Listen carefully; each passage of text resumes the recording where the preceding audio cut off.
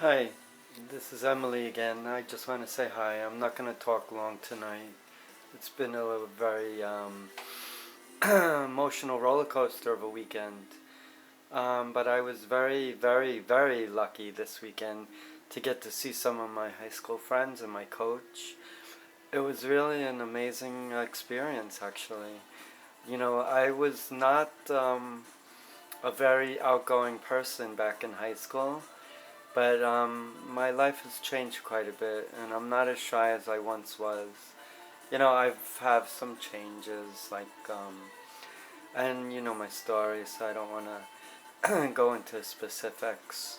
But to be honest with you, um, I have had a up and down weekend because Saturday I was supposed to go to an event to commemorate my dad, who tragically I lost to suicide. It was held in Melville, but I wasn't feeling really up to it. Plus, my son is in the hospital. He's at South Oaks, so he's on my mind. But Friday was like one of the best nights I've had in a long time because I've been stressing so much and I've been feeling so alone. And sometimes you feel like you need a friend, but you don't know who to turn to. Well, I'll just tell you one thing. I've never been so blessed in all my life to realize that there are a lot of people out there who do care for me. And, I was just this shy kid in high school. I don't think anybody ever knew me. It was really just a few guys on my cross country team that I really mingled with. Coach who took care of me, he was like a dad to me. My dad I loved, had tremendous respect for, but he had very difficult times with his work and all.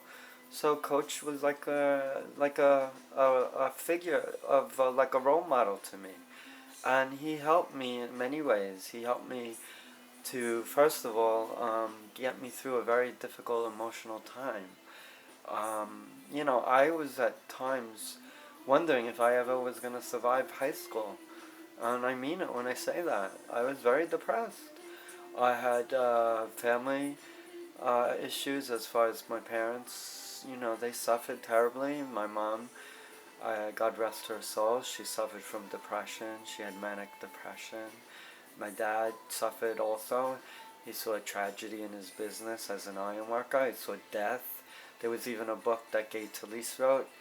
Actually, I'm going to be meeting with Gay Talese sometime in February, I hope, to discuss prospective writing opportunities. I'm really into the writing scene, and I really am getting through all my difficulties actually by writing. And if I didn't have my writing right now, I don't know what I would do. I have a son who I love very much. He's a teenager. He's going through a rough time, as we as parents all know. We're high school graduates, but we're high school graduates from many years ago. So we're all have parents, but we're all in different stages of raising our children.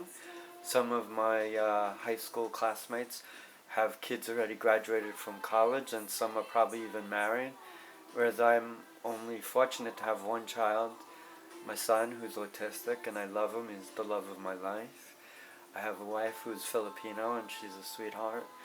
We have our issues, and my situation doesn't make it any easier. But I can't help the way I am. Sometimes I wonder why people are so judgmental. To me, it doesn't really matter who you are as long as you are who you are as a person, genuine in your heart. People can judge me, people can condemn me, people can think that I'm like an abomination or whatever. My sisters wrote me off. They don't even talk to me. I have friends who snub me on Facebook. They don't even want to be part of my life anymore. Something, I don't really care because I have real friends. I have family. My wife, my son, my mother-in-law. It's a fragile family right now. We have lots of problems. Sometimes I wonder if we're even going to survive through all this tragedy, pain, misery, whatever you want to call it. But something? I've met some wonderful classmates that I haven't seen in many, many years. And I got back to see my coach, who I've been seeing quite often these days, which I'm very happy about. because Coach really is a mentor to me. He saved me. He helped me get through tough times. And if it wasn't for my coach, man, I don't know if I'd be here today talking. I really mean that. Coach saved me. He really did. And Coach is a wonderful person. And you know something? I was always afraid to come out. I was always afraid to be true to who I was as Emily. I was always afraid. I was afraid of everything. I was afraid of my own shadow. You know, I couldn't even go outside and talk to a girl. That's how afraid I was. I was shy, beyond shy. But you know something? Life is only lived once. You know, and I came this close to committing suicide. This close. I had times where I wanted to drive my car into a lake. I had times where I wanted to go to the Verrazano Bridge where my dad worked on and freaking jump off the fucking bridge. I mean, that's how bad I got. And I'm sorry for the curse word, but I have been frustrated to no end with people who are judgmental and who don't care. And when I went Friday night to the party that was hosted by some of my classmates, I never felt so much love, so much warmth, so much acceptance. It really made me feel so special. And I met friends who I had crushes on, girls that I couldn't even talk to, that I was actually having conversations with. And I just felt so overjoyed. And I'm going to be friends with these kids, these young women and these friends of mine. And yes, I call them kids because we're all kids at heart. Who wants to grow old? Who wants to be 60, 70? No way. I'm lucky if I'll be 55 before I go. As long as I know I live my life. If I have 4 more years left, 3 more years, whatever, I'll try to make the most of it. But the most important thing right now for me is my son. My son is in trouble. He's in South Oaks, he's struggling, he's depressed, he's got so many problems, he's autistic. I speak to a good friend of mine, Marty Schindelheim, who has an autistic son who knows exactly what I'm going through. I have Child Protective Services on my case. I had to go to an appearance on Friday, and I came as Emily. I don't care anymore. I went in a dress, you know. This is how I go when I go to the hospital to my son. I mean, it's girls' clothes, but it's as close to being a guy as I can possibly be. You know, I am not ashamed anymore. Why should I be ashamed? I'm 52 years old. I lived in shame all my life. If my sisters are going to snub me, let them snub me. I don't care. You know, I love my sisters, but I can't judge them, and they shouldn't judge me. And my sister is a nurse, and I would respect that fact that if she's a medical professional, she should respect me for who I am. She should understand what transgender means. Transgender is a very simple word. It means something that many people don't understand, and for me, I don't understand why, but I will give them the benefit of the doubt because there aren't that many transgender people in the world. However, you would be surprised that there are quite a few of us. In fact, there are a lot more children today transitioning at young ages than ever before. When I was growing up, that was unheard of. You couldn't even come out. I didn't come out till I was in my early 30s. And I didn't even seek psychiatric help till I was 52 when I had a nervous breakdown. And I told a good friend of mine, a young woman who I am very much friends with now, through going to this party that they held for me on Friday, who also has suffered, and I never realized the gravity of her suffering. And I very much want to get together with her. I really care for her. And she's a sweetheart, and I won't say her name, because I promised I won't divulge anybody's identity who I met at the party, with the exception of my coach and Marty Schindelheim. All my other friends, I know them, they know me. We're friends and we'll always be friends. Coach, I know I can always count on. He told me whenever I need a helping hand to give him a call. Marty Schindelheim is there for me. All the lovely women I met at the party that was designated on my behalf was for me. My friend in Tennessee, who I don't even have to say her name, she knows who I'm talking about. She lives in Tennessee, and I love her very much. My friends in California, there are a few Beths out there in California, but there's one special Beth that she knows who I'm talking about. She knows about autism. She knows about my son. She's very caring about me. She and my friend in Tennessee gave me a beautiful gift, which I am so very thankful for. and so grateful for. And I understand that they were texting each other at the party to see how things were. Well, let me tell you, everything was fine. We had a great time. We all wish that you guys were with us. We're hoping that someday we can get together. It would be awesome, you know. You know, I'm not working. I'm on disability. I'm not doing well psychologically. I came this close, like I said before, to taking my life. But I'm doing better, you know. I'm feeling better. I lost a lot of weight. I'm starting to look much more like I feel inside. I'm dressing the way I feel comfortable, but I also have to respect my son. So I'm trying to dress the best I can for him. And people accept me. I go into the hospital, I look just like this. People don't mind. They love me. Why shouldn't they? I'm a good person, you know? My wife is struggling with my situation. Sometimes I wonder if she's going to walk out on me. She may. Who knows? You know, but if she does, I feel bad because I love her. I care for her. You know, I can't help who I am. I can't help that I'm transgender. I can't help that I've struggled on my... I can't help that I'm depressed. I can't help that I lost my job. I can't help that I may be losing my house. These things happen. There are people that commit suicide because they can't deal with it anymore. I'm lucky because I've been saved. I have people that helped me, who got me through a crisis that I didn't even think I was strong enough to get through. And I have a friend who was on the Facebook with me who's gone through a horrible tragedy herself, where she lost her husband. I don't have to say her name. She knows who I'm talking about. But she lost her husband on 9/11, and it was so tragic. And her name is Carol. You know who I'm talking about. And I love Carol. Carol means the world to me. And she really cares about me. And she asked me, why am I going through this? Why? And she asked me to promise her to be there for my son. And I told her definitely I would.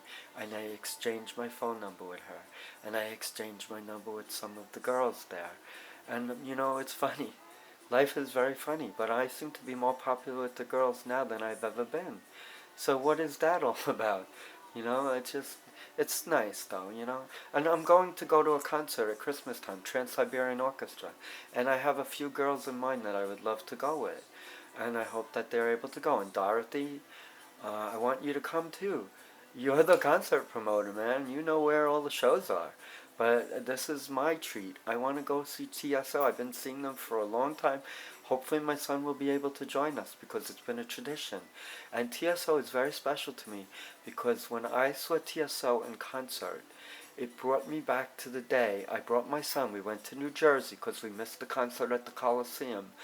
And we saw them in New Jersey at, I think, the Meadowlands, if I'm not mistaken. And they played the music that I listened to when I was driving to Mercy Hospital in 1998 on December 7th and December 8th, the day my son was born, listening to Trans-Siberian Orchestra. And Christmas Eve in Sarajevo, I used to play over and over and over. I don't know how many times I played that song. But that CD I must have played literally thousands and thousands of times. And I just love TSO. And I can't wait to go see them. And I have a group now that I'm a big fan of, Dream Aria. And I'm friends with the band leader, the woman. She texts me. She's friends with me on MySpace. We have conversations. We message each other. I never knew I would be brushing up with musicians and celebrities before. If I could make it my life work, I would love to work in the music industry. I would love to be like a support system for musicians, even their accountant. Oh my God, if I could go on the road and go on the trips with these musicians and be a part of that, that would be a dream come true for me, man. I love music. I'm like a musician who never was. I always wanted to play music, but I never had the talent. Now I'm 52 and I feel like a 30-year-old and a girl even. So, you know, life is weird, you know. Life doesn't make sense to me sometimes. But the bottom line is, yes, I'm very enthusiastic. I'm showing promise. I'm showing potential. I'm showing that I can survive. I'm showing I can get through this difficult time because I have friends who care. But My life is meaningless if my son cannot get through this. We must save him. And I need to find doctors who are competent. I need attorneys that can help me. I need a school that will support my son and help him to finally get through to him that he needs to learn, get an education, and hopefully one day be able to go out on his own and be somebody. I don't want much from my son. I don't want him to be something that he can't be. I just want him to be happy. I want him to go through life and at least just appreciate who he is and that he knows he has loving parents. Look, I am not perfect.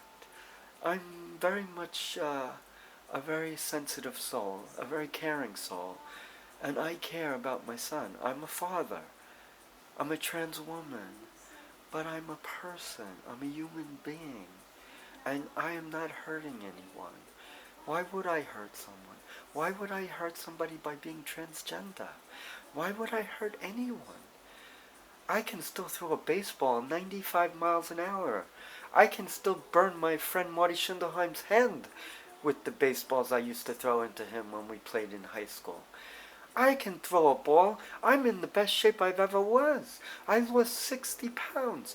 I'm down from a 38 waist to a size 24, and in a woman's a size 18 to a size 4. I'm eating healthy.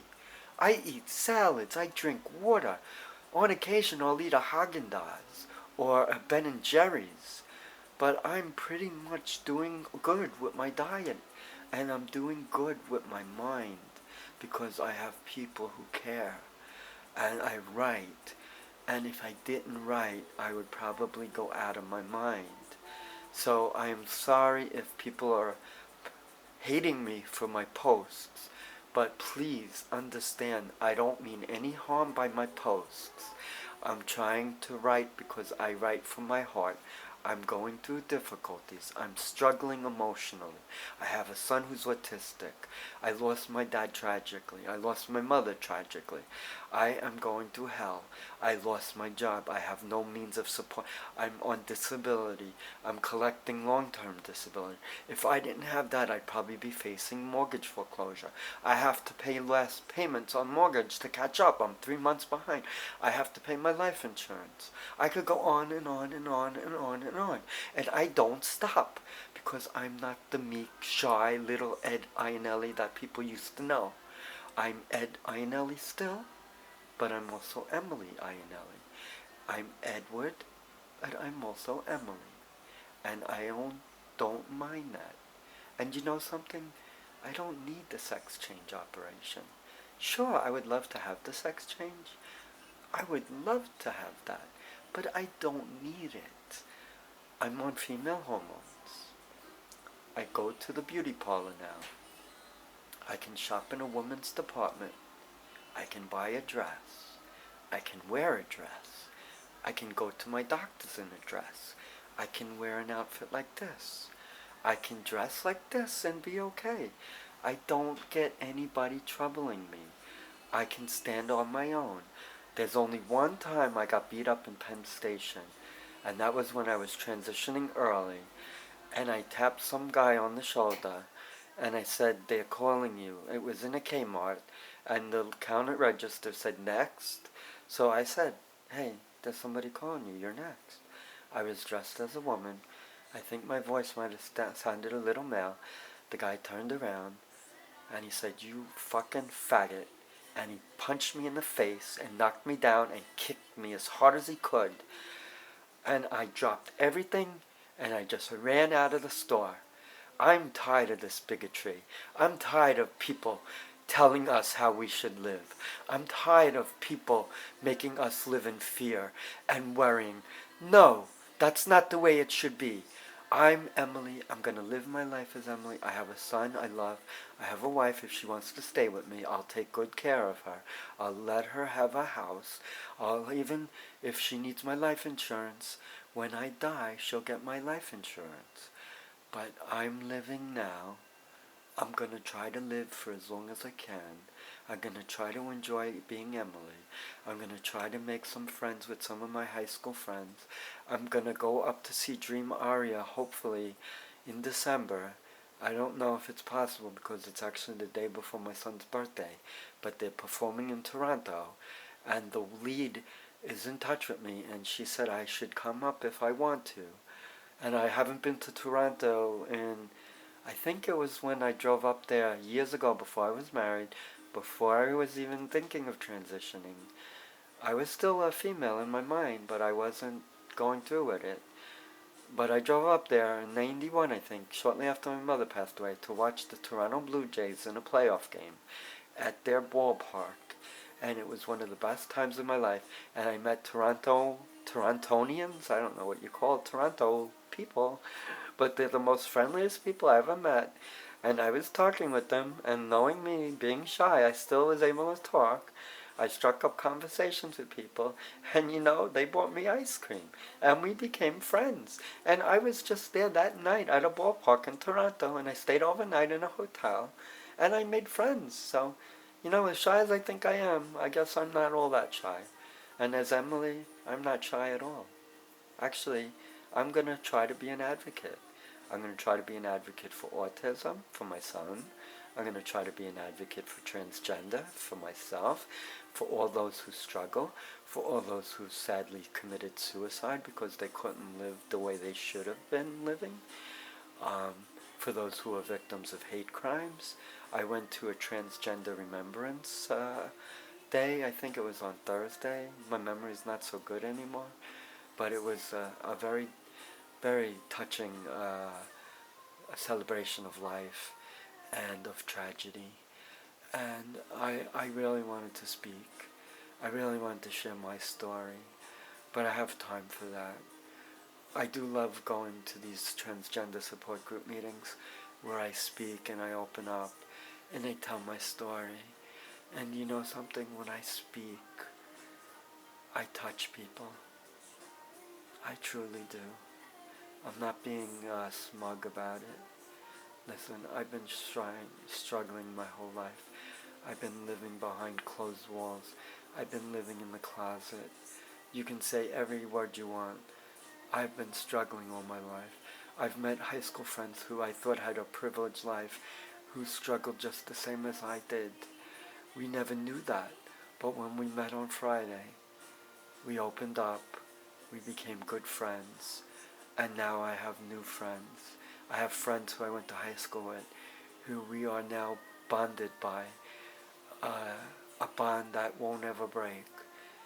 And I have a coach that will be in my life, and I know I can always count on him, and I can call him whenever I need to, and I can go to lunch with him. And I'm just so grateful I have guys like Teddy Canova, who called me, Brian Teason, who runs. My God, I don't know how he does it. Brian Teason. He's awesome, man. How does he do it? I don't get it. This guy's an ultramarathoner. And he finds time to write to me. He's actually the first of all the high school people I know, who actually met me for the first time as Emily. And we embraced. And I love Brian. He's a wonderful guy. And all my friends, they're all wonderful people. And I must say goodbye now because I'm getting tired. It's been a long weekend. And I got to see my doctor at Beth Israel tomorrow. And I do have to finish up some paperwork that I promised I would have done. So I just want to wish everybody from the bottom of my heart a happy holiday season, a happy Thanksgiving. And I'm sorry for the words I said. It's just that I've become a totally different person. If you met me, you wouldn't even know me. I'm not the shy Edward Ionelli I used to be. I'm still Edward. There's still that little nice guy that's in me. Sure, little Eddie, as Marty Schindelheim called me. But there's also Emily. And I'm dealing with Emily now.